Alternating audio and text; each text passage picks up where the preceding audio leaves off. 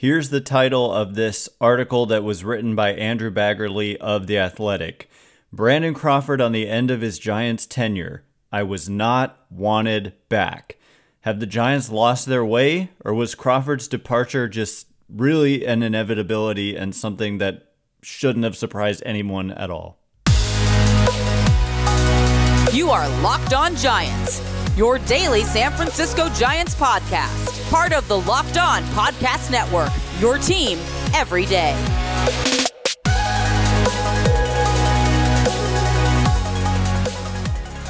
Hello and welcome to Locked On Giants, part of the Locked On Podcast Network, where it's your team every day. My name is Ben Kaspick, and on the show we provide daily episodes Monday through Friday, talking about the San Francisco Giants in a way that's data-driven and rational, but also simple, passionate, and accessible to all. I'm a former contributor for the baseball statistics and analysis websites Beyond the Box Score and Rotographs. I've been podcasting about the Giants since 2015. I've been hosting this show for almost 5 years coming up this month, and I'm a lifelong fan. Thank you for making Locked On Giants your first listen every day. We're free and available wherever you get your podcasts, including YouTube. Check us out there if you have not already. Please hit that subscribe button, thumbs up button, wherever it is that you're following the show. Today's episode is brought to you by FanDuel. Make every moment more. New customers join today, and you'll get $150 in bonus bets if your first bet of $5 or more wins. Visit FanDuel.com/lockedon to get started. And where we do, in fact, get started today is by, discussing this piece in The Athletic by Andrew Baggarly about Brandon Crawford. He just talks to Brandon Crawford, he talks to Farhan Zaidi, and he talks about the end of Crawford's tenure with the Giants. I mean, barring some miracle that he ever comes back. I mean, whatever. The point is that that headline kind of says it all. Crawford says, I was not wanted back. And my question that I'm going to pose to start is like, have the Giants lost their way, or was this just like, of course they didn't want him back? And I think that in a way the answer is going to be both, because there were some significant communication problems with Crawford, not just about this, but when they agreed to terms with Carlos Correa. Remember the fact that they didn't talk to Crawford at all about the fact that they would be moving him off of the only position he had ever played, shortstop, in order to accommodate Correa.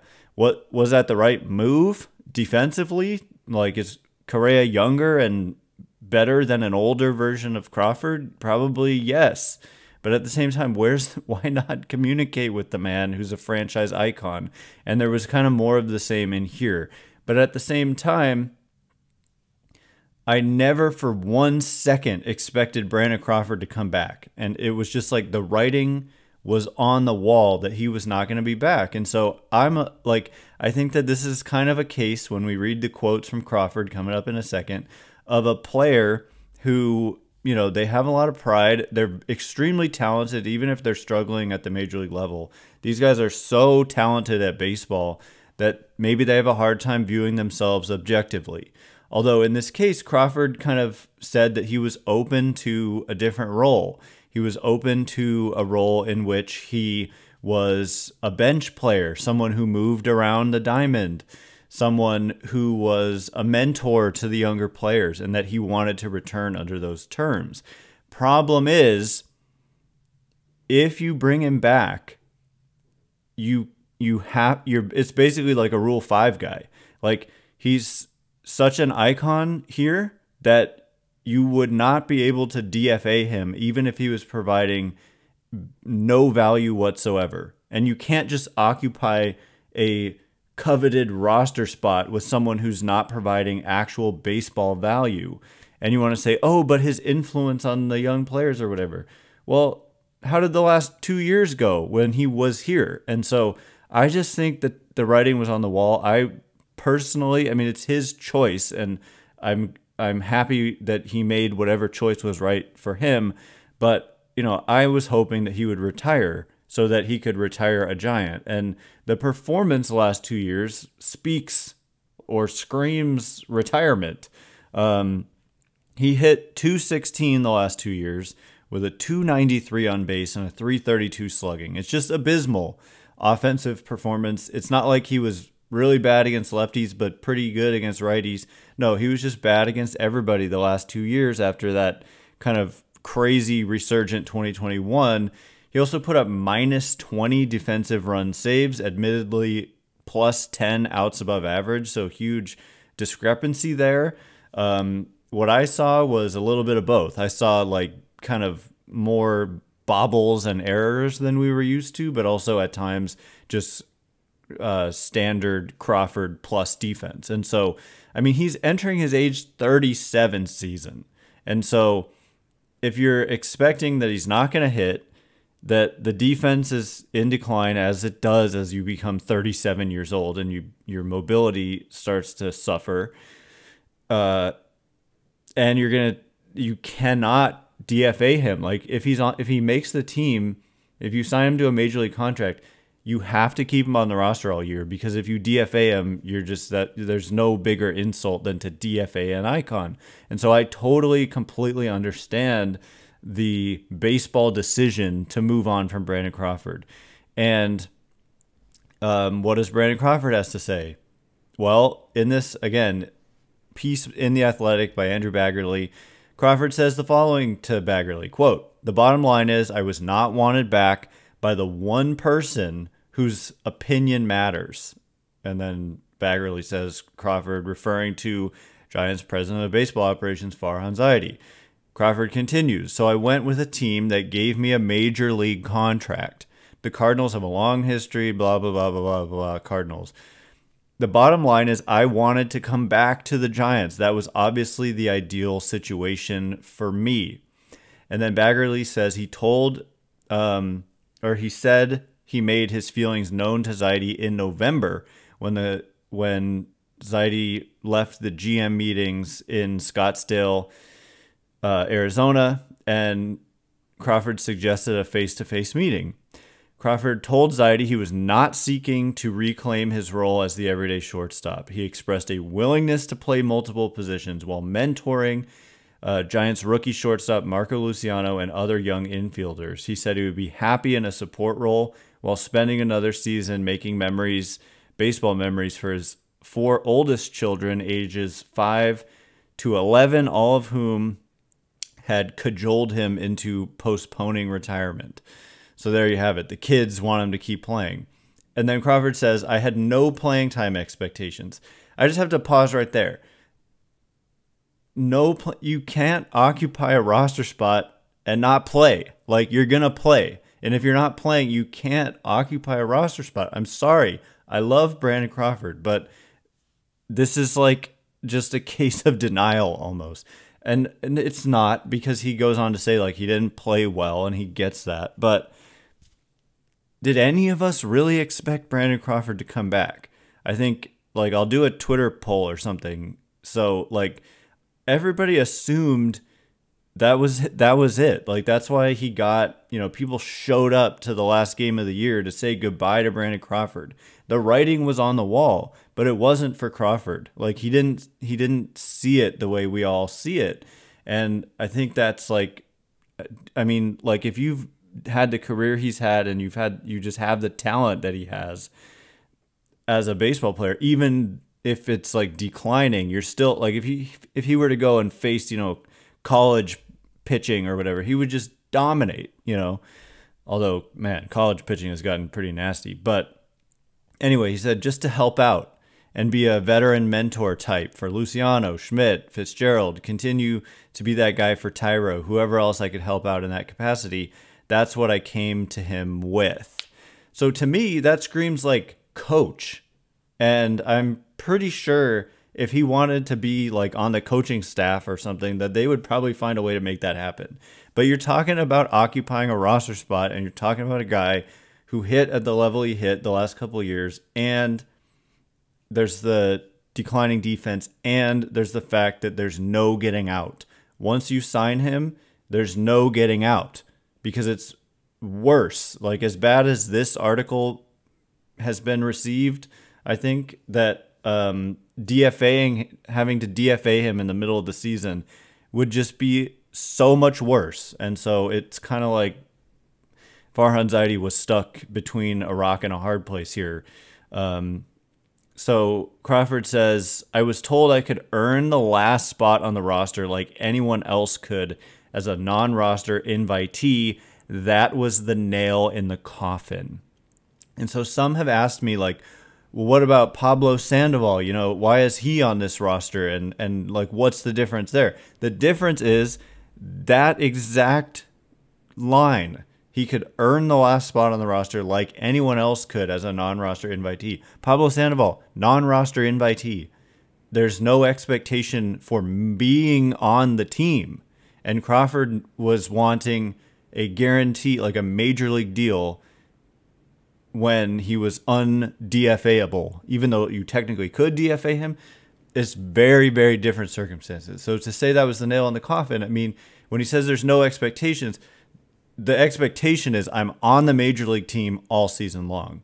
So I'm not here to badmouth Crawford at all. I just think that the perception is kind of warped. Like, really, who among us thought Brandon Crawford would be back? That's the question. And so we're going to continue to read through this. We're going to hear from Farhan Zaidi, courtesy of Andrew Baggarly as well. There's a lot more to dig into here. And also we're going to get into the buff and powerful Luis Matos, who powered up with 2 homers in spring today. So we'll get into all of that momentarily. And before we do, today's episode is brought to you by our good friends over at FanDuel. Get buckets with your first bet on FanDuel, America's #1 sportsbook. Right now, new customers get $150 in bonus bets with any winning $5 bet.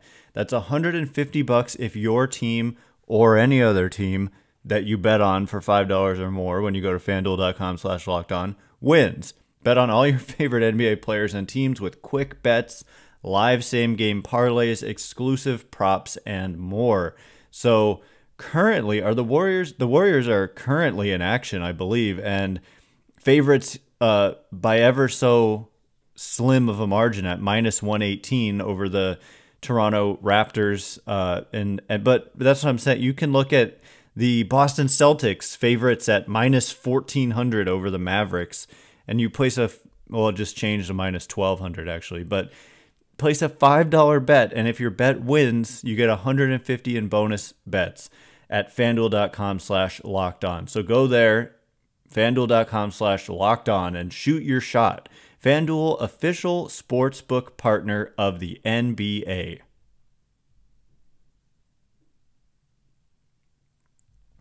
All right, as promised, we are going to continue to get into this.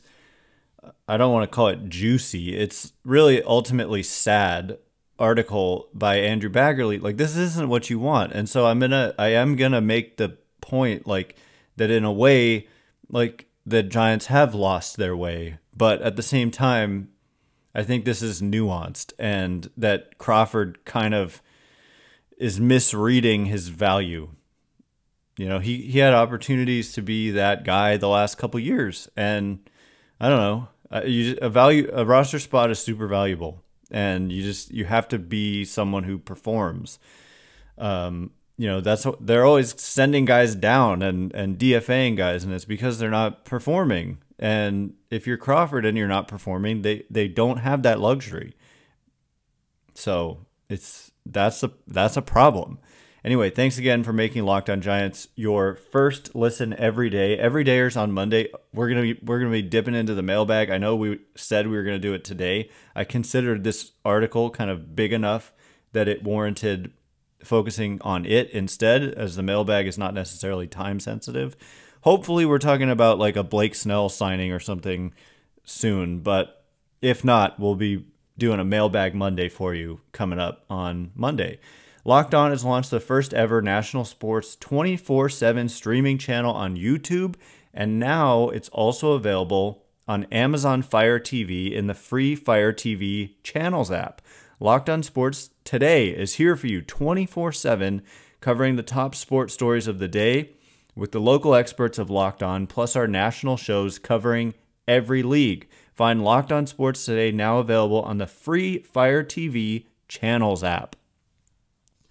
All right, so the rest of this article, again, Andrew Baggarly, it's an unfortunate article. Like, I think it is good reporting, but it's like, it's not, it's just depressing, I guess. It's not what you want to be hearing from a guy like Brandon Crawford. And you look at a Buster Posey and the way that he was able to go out on his own terms and on a high note, and you hate to see this from Crawford, but Farhan Zaidi had this to say.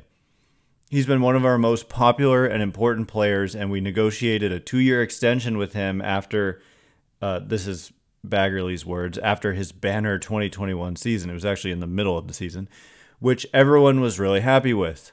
So any notion there was a concern about coexistence just doesn't match. Okay, so I didn't mention, it wasn't a quote. I'm just looking through quotes here. But Baggarly says that it got to the point where Crawford wondered if it was personal. Okay, so I don't see exactly where he said that, but Crawford recalled Zaidi's reception as tepid to the point that he wondered whether it was personal. So that's crazy.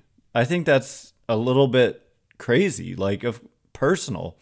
I think he's probably feeling awkward, like, and this is where the communication comes in. If you're feeling awkward because you don't want to just flat out say, we don't think you're good enough anymore, it's better to say that in a somewhat nicer way than to, like, make the player feel so much like they don't like it's personal that your interest is so tepid. Or this is also Crawford kind of misreading his value. Like, of course the interest was tepid because everybody thought he was done because of the performance on the field the last couple of years. So anyway, Zaidi said, any notion that there was a concern about coexistence just doesn't match the reality that we've both been here for the last 5 seasons and we've had some really great moments. He's been an important member of this team and a real leader in the clubhouse as well. And then Baggarly says, and what about Crawford's claim that he was willing to play in a reduced, versatile role? Zaidi said that assessment is 100% fair. He had interest in coming back and was open to a different role. The main thing we've discussed internally was the challenge of the fit because of his status in the organization. This is getting at what I'm saying. Would actually make this supportive mentorship role challenging for him, even with the best of intentions. I actually don't question, I don't like that kind of putting words in his mouth and assuming how he would feel. Zaidi continues, I actually don't question his intent or that he would do everything he could to mentor our young players and help bring them along.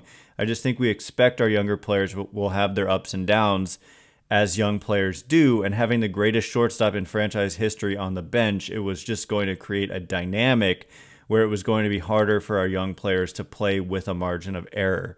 And I think that's spot on in that the fans, would be clamoring, why isn't Brandon Crawford playing over, Tyler Fitzgerald, who's over his last 14, and then you're just in that position where you've got to play Crawford. And then even if Crawford struggles, he's the widely trusted veteran. It's just, we all thought this was done, right? Like, I thought he was headed for retirement, or that if he found another team, he would completely understand that it was over with the Giants, but he wasn't there, and that's okay. Like, I'm not criticizing him for that. And then Crawford kind of responds and says, with the whole, quote, being over Luciano's shoulder thing, I feel I could have made it very publicly apparent that wasn't the case.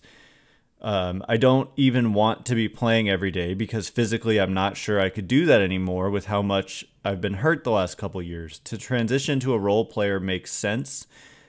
So I feel I could have navigated around that. And again, he's missing the point, which is that his hitting was so bad that being a role player when you're not actually like you look at the type of guys they have on the bench on a given day, like Austin Slater and Wilmer Flores or whatever, those guys have a role because they do serious damage in a specific type of matchup.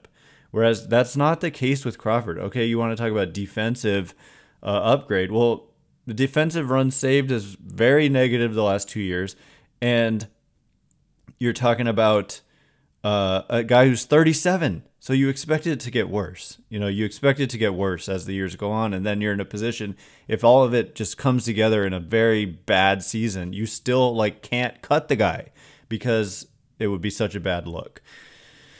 So Baggarly says Zaidi's secondary concern, which he expressed on Thursday, was that Crawford wouldn't offer versatility the Giants will require to round out the bench that is shaping up to include Wilmer Flores, Austin Slater, and a backup catcher. 2 guys I just mentioned, and a backup catcher, of course. Zaidi said the last spot has to be someone who plays infield and outfield. So there's insight into their thinking right there. And can come off the bench and steal a base and also hit a little bit, said Zaidi, who identified rookie Tyler Fitzgerald as a player in camp who matches that description. Crawford said he was puzzled when Zaidi told him he didn't have experience playing at infield positions other than shortstop, where he has been stationed exclusively except for 1 inning on the mound. It was a statement Crawford found especially curious because prior to the 2023 season, the Giants were prepared to move Crawford off the shortstop position without discussing it with him until their $350 million agreement with Carlos Correa fizzled because of issues with his physical.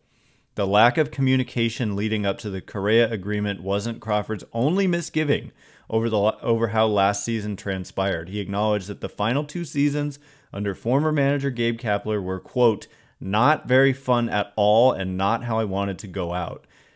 He continues, a lot of it was because of injuries and not playing well, but some of it was the lack of communication, not playing for 3 straight days without a single word spoken to me about it. It just wasn't a very fun environment. I loved the players. We had a good clubhouse for the most part. But the way it went down wasn't very fun. Yeah. And then he says, thinking about my career in general, I would have been fine had I not gotten any offers. But at the same time, it wasn't how I pictured the last couple of years going. I just pictured having a little more fun. So that played a part in wanting to keep playing. So anyway, that's basically the gist of it. That's basically the gist of it, I believe. But there's a lot of statements there. There's a lot of stuff. There's a lot of, the thing that jumps off the page to me is the communication. The communication wasn't there in the Correa situation. Why not? I gave an explanation, what I thought might be the explanation, trying to figure out why not. Which is that if you don't actually sign Correa, then you've had that conversation for nothing, and maybe it offends him, and then you end up saying never mind. But at the same time, just communicate with your players.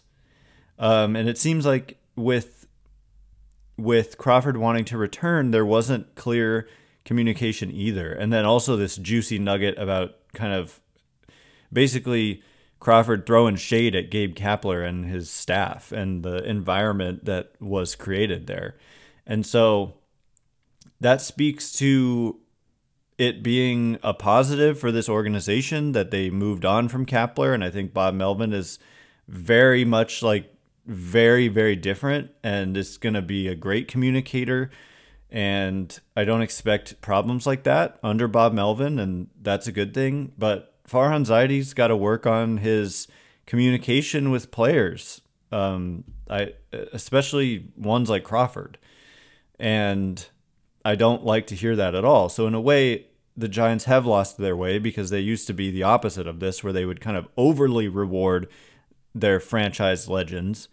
But you still got to show them the respect that they deserve, even if it's look, we can't bring you back. There's just not a fit.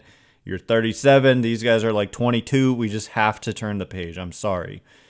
So anyway, coming up in just a minute, I want to touch on that Kapler stuff and then quickly run through Matos being a physical beast suddenly, and also a little update on Tristan Beck and his upper arm aneurysm. So we'll get into all of that in just a minute. And before we do,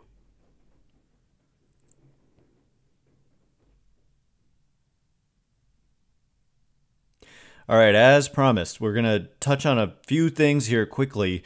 Thanks again for making Locked On Giants your first listen every day. Everydayers on Monday, Mailbag Monday, unless the Giants make it Snellbag Monday. I thought that would sound better than it did. But look, if they sign Blake Snell, we'll do an emergency podcast like the minute it happens. And so,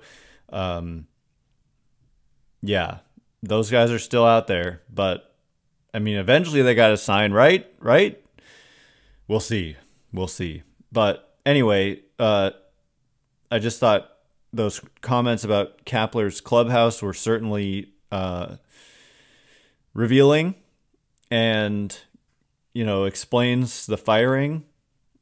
And for the most part, I think Farhan Zaidi is a pretty good executive. And the one thing, what's weird is that he's a personable guy, but what makes it odd is this strange kind of lack of communication with guys like Brandon Crawford. Like, what are you doing? Just be more transparent. Like, call Brandon Crawford when you're considering signing Carlos Correa and just tell him about it. I don't know. Why not? Like, how is that so hard? I don't understand. But I think that they made the right call. I said this the day that they fired Kapler, that I thought it was the right call.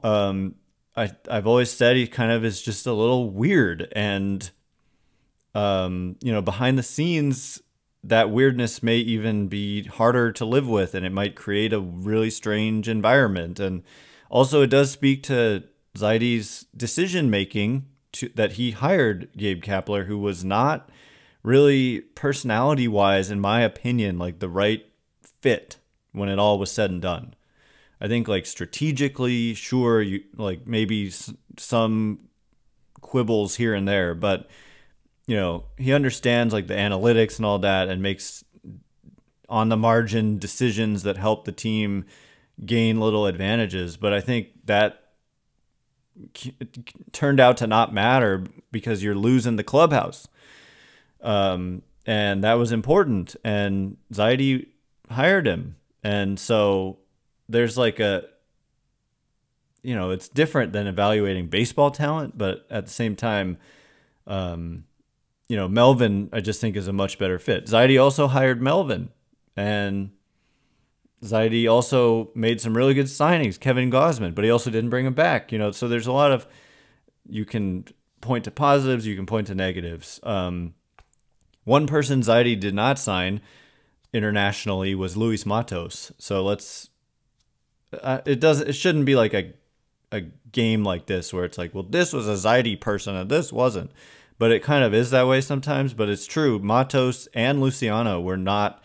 This was previous regime international signings as teenagers, 16-year-olds, Luciano and Matos. But Matos, he held his own last year at the major league level, but he hit a lot of balls that had a good trajectory that if you just simply hit them harder, then those are homers and doubles. And so his goal in the offseason was to put on muscle, and he added 13, 14 pounds of muscle. And you can see it. If you look at pictures of him, watch him on video, he's bigger, significantly bigger. And he went off today. I mean, he hit a monster home run to left field, just a no-doubter. And so if this guy, look at his strikeout rate from 2023. It was low. It was one of the lowest on the Giants. Makes a lot of contact, can hit for average. Remember, the league average batting average is 240, 244, 242. I think Matos was above that.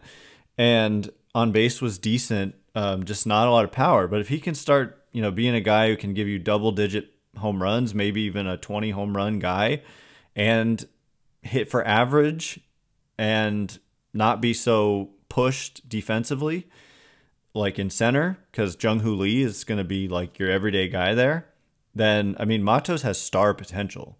He was 21 last year doing this, holding, treading water, basically, as a 21-year-old. And so now, the sky's the limit if you start adding power, and that's what we're seeing. So that's the type of thing that you can take away from spring training, is not just, oh, he's in the best shape of his life, but this guy is like tangibly larger and is hitting the ball harder and farther. And that's the type of thing you can be like, well, hey, now we might have something here. And with Matos, they really might have something. Outfield's a little bit crowded, but they'll find a way to get him in there if he earns it. And so far, so good from what the brief, week or so of games that we've had here. Anyway, lastly, just an update. Tristan Beck has elected to have surgery to repair the aneurysm in his upper arm. And so that's kind of all the details that I have on that. Tristan Beck said he's going to undergo surgery at Stanford on Monday to address the aneurysm in his upper arm. That's the report. I actually forgot to write down who said that exactly, but Beck, it looks like it came from Beck's mouth itself. And so, yeah, it's not detailed. I researched a little bit about arm aneurysms, and there's multiple kinds of surgeries you can do. So we'll just await more details, but it can be a very serious thing. So I'm wishing just nothing but the best to Tristan Beck. Obviously, like, doing the surgery and repairing it can lead to a full recovery, but I don't know. I don't know what the long-term consequences are, but it's a rough break for him. But just as long as he's healthy, that's the most important thing. Anyway, that is all the time we have for today. Thanks again for making Locked On Giants your first listen every day. Everydayers, on Monday, Mailbag Monday or Snellzilla Monday. So be on the lookout for that.